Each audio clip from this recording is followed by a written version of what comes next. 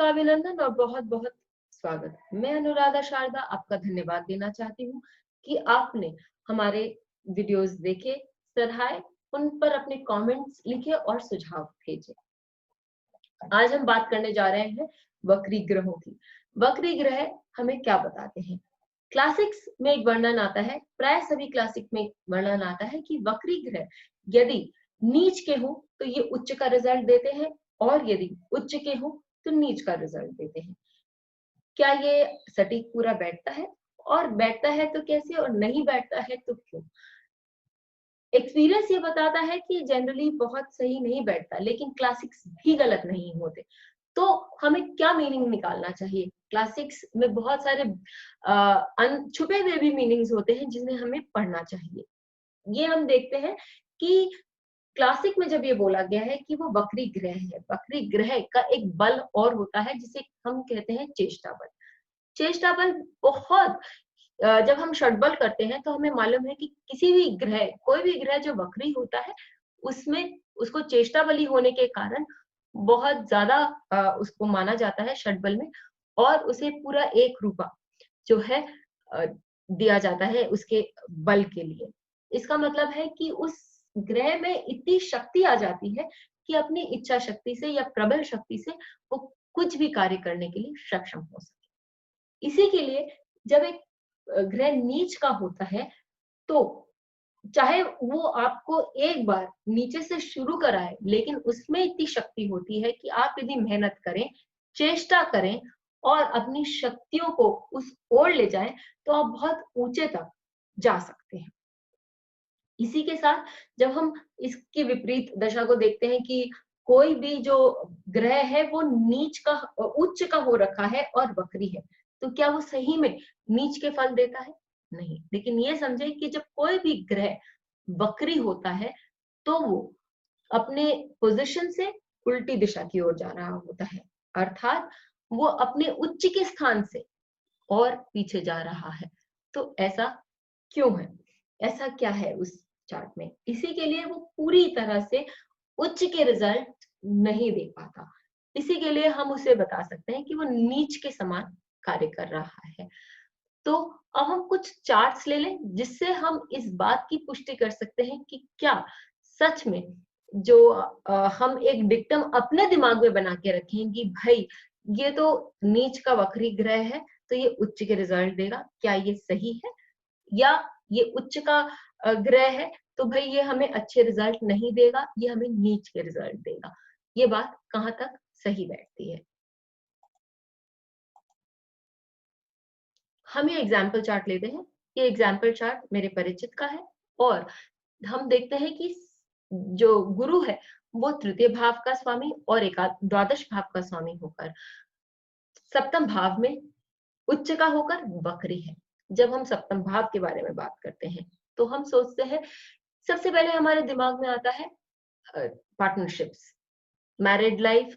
हमें ये पद प्राप्ति की बात समझ आती है, हमें ये समझ में आता है कि हमारा सेंस ऑफ डायरेक्शन बहुत अच्छा होगा, और साथ ही हम ये भी जानते हैं कि ये जो पढ़ाई लिखाई में ऐसे व्यक्ति बहुत अच्छे होंगे। लेकिन यदि वक्री है, नीच का काम कर रहा है, तो ऐसे व्यक्ति ने कुछ पढ़ाई नहीं करी होगी, या ऐसे व्यक्ति का सेंस ऑफ डायरेक्शन बहुत खराब होगा, या इस व्यक्ति की मैरिड लाइफ खराब हो गई होगी, या फिर हम ये भी सोच सकते हैं कि इसकी पार्टनरशिप्स में नहीं बनती। तो मैं क्योंकि इन व्यक्ति को बहुत अच्छे से जानती हूँ, 27 साल से भी ज्यादा इनकी मैरिड लाइफ अच्छी खासी इनकी मैरिड लाइफ चल रही है और एक नोन कपल में है। इनका सेंस ऑफ डायरेक्शन बहुत अच्छा है, और जहां तक इनकी पढ़ाई की बात है या इनकी करियर की बात है, तो एक क्वालिफाइड पर्सनल है और अपने फील्ड में इनका आज एक नाम है और इनकी पोजीशन भी है। पार्टनरशिप्स की जब हम बात करते हैं तो इन्होंने बहुत अच्छी पार्टनरशिप्स करी हैं और काफी लंबे समय तक उन पार्टनरशिप्स को निभाया भी है। थर्ड हाउस जो होता है पराक्रम का भाव होता है, आपकी सोच और समझ का भाव होता है, और उसको तृतीय भाव का स्वामी देख भी रहा है। तो इनकी सोच और समझ दूरदर्शिता वाली है और लंबी समझ के साथ ये आगे काम करते हैं। द्वादश भाव का स्वामी आपको बदनाम भी कर सकते हैं क्योंकि ये नीच का काम कर रहा है, लेकिन देश विदेश में इन्होंने अपनी कंपनी का नाम कमाया है और इन वहां से आय भी आती है। तो हमने देखा कि यदि कोई भी स्वामी यदि उच्च का होकर वक्री है तो क्या वो नीच का फल देता है? नहीं। लेकिन एक बात हम जान सकते हैं कि ये चाहते इनकी पढ़ाई जो थी वो और भी आगे बढ़ सकती थी, ये और भी आगे पढ़ सकते थे, विदेश जा सकते थे, लेकिन कारणवश वो नहीं जा पाए और इन्होंने भी फिर आगे चेष्टा नहीं करी। तो यदि ये चेष्टा करते तो शायद आगे भी जा सकते थे, पढ़ सकते थे। यहाँ एलिमेंट ऑफ फ्री विल जो है वो काम करता है और इन्होंने इस एलिमेंट का यूज नहीं किया। मोहम्मद अली की चार्ट को हम लेते हैं। मोहम्मद अली जाने माने बॉक्सर हैं और 3 दशक, लगभग 3 दशक तक इन्होंने बॉक्सिंग जगत में अपना नाम जो है वो कायम करके रखा है, जमा के रखा है। तो हम देखते हैं कि इनके चार्ट में शनि जो है वो वक्री है, सप्तम भाव का स्वामी, अष्टम भाव का स्वामी है और दशम भाव में बैठा हुआ है। शनि दशम भाव का कारकत्व भी दिखाते हैं और साथ ही मंगल के साथ बैठे हुए हैं, मंगल दशम भाव के स्वामी है, केंद्र में बैठे हुए हैं और इसी के लिए ये रुचिक योग भी मंगल बनाते हैं। तो यहाँ तो डेबिलिटेशन जो है वो स्ट्रेट कैंसिल हो जाना चाहिए और शनि जो है वो बहुत सुंदर रिजल्ट्स देने चाहिए। लेकिन शनि सप्तम भाव के स्वामी होने के साथ इनको तुरंत ही इनको पद प्राप्ति नहीं मिली, इनको कभी भी एक बार में इनको जीवन में उन्नति नहीं मिली। काफी संघर्षों के बाद इनको जीवन में एक स्थान मिला और बहुत ही इनको अपने जो कला है उसकी धाक जमानी पड़ी। मंगल ने इन्हें विपरीत परिस्थितियों से जूझने की क्षमता प्रदान करी और शनि जो इनका था वो निरंतर लड़ता चला गया या निरंतर काम करने की जो इनकी को इनका अभ्यास हुआ, उसके कारण ये आज तक सर्वोच्च बॉक्सर माने जाते हैं। तो हम देखते हैं कि ये एक्सॉल्टेशन का इफेक्ट इसने नहीं दिया, लेकिन इतना चेष्टा बली इसको इन्हें बना दिया कि आज भी अपने कार्य, अपने डेडिकेशन के कारण मोहम्मद अली जाने जाते हैं। फिर हम लेडी डायना का चार्ट लेते हैं। लेडी डायना के चार्ट में गुरु जो है द्वितीय भाव धन और पंचम भाव ख्याति और बच्चों का भाव हो जाता है और तृतीय भाव जो है वो भाग्य ऑफ मैरिज यानी कि आपके वैवाहिक जीवन का क्या भाग्य है वो दर्शाता है। गुरु डेबिलिटेटेड है, नीच का है और वक्री भी है, साथ ही तृतीय भाव के स्वामी के साथ है। तो फिर हम कह सकते हैं कि नीच भंग हो गया। लेकिन क्या सच में हुआ? क्या वो अपने बच्चों को और अपनी ख्याति को लंबे समय तक वो उसका लाभ उठा सकी या उनके साथ वो रह सकी?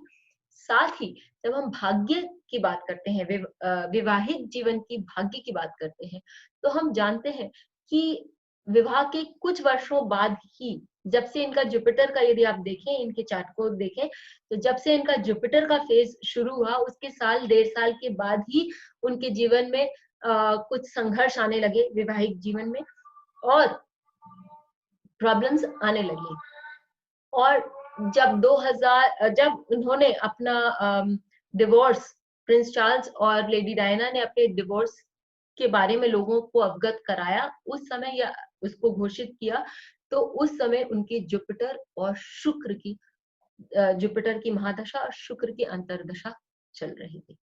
तो हम देख सकते हैं कि उसी दौरान उनके जीवन में ये हलचल आई और ये जो जुपिटर है ये इनको बहुत उच्च का ले जा सकता था, लेकिन क्या वो लेके गया? इन्होंने चेष्टा करी, लेकिन हो सकता है कि इनकी चेष्टा पूर्ण रूप से कामयाब नहीं हुई और उन्हें अपने जीवन में ये समय, ये काल देखना पड़ा।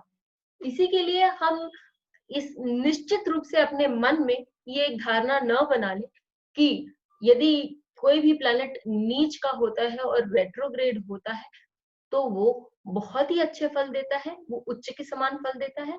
और यदि कोई भी ग्रह उच्च का होता है और वक्री होता है तो वो नीच के समान फल देता है। तो इस बात को सोचें, समझें और क्लासिक्स के डीपर मीनिंग्स पर भी अपना ध्यान दें और वीडियो को लाइक करना, शेयर करना, कमेंट करना और अपने सुझाव देना इस वीडियो पर न भूलें। फिर मिलेंगे, तब तक के लिए आप सबका बहुत बहुत अभिनंदन। धन्यवाद।